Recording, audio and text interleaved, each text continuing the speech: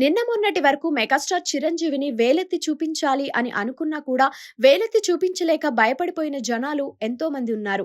అయితే అలాంటి జనాలు ఇప్పుడు ఎవరి అండ చూసుకుని సోషల్ మీడియాలో ట్రోలింగ్ చేస్తున్నారో కానీ ఓ రేంజ్ లో మెగా ఫ్యామిలీని మెగా ఫ్యాన్స్ ని అల్లాడించేస్తున్నారు.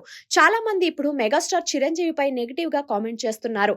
నిన్న మొన్నటి వరకు ఇండస్ట్రీలో పెద్ద దిక్కుగా ఉన్నాడు, పెద్ద దిక్కు ఆయనే అన్న రేంజ్ లో వార్తలు వినిపించాయి. జనాలు అదే విధంగా చప్పట్లు కొడుతూ మెగాస్టార్ ని ఇంకా ఎంకరేజ్ చేశారు. ఎటువంటి సపోర్ట్ లేకుండా ఫుల్ కష్టపడుతూ స్వయం శక్తితో ఇంత ఎత్తు ఎదిగాడు అని ఓ రేంజ్ లో పొగిడేశారు.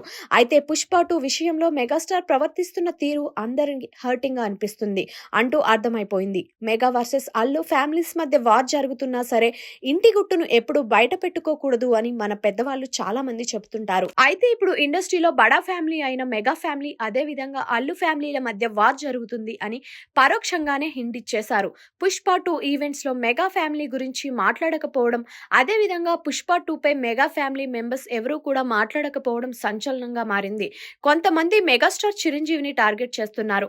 పెద్దరికం అంటే ఇదేనా బాసు, రెండిళ్లకి పెద్ద దిక్కు నువ్వేనా ప్రాబ్లం సాల్వ్ చేయాలి కదా అంటూ మాట్లాడుతున్నారు.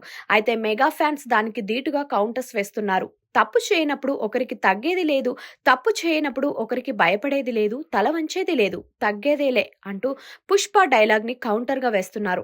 దీంతో మరోసారి సోషల్ మీడియాలో మెగా వర్సెస్ అల్లు ఫ్యాన్స్ మధ్య హాట్ గా మాటల తూటాలు పేలుతున్నాయి.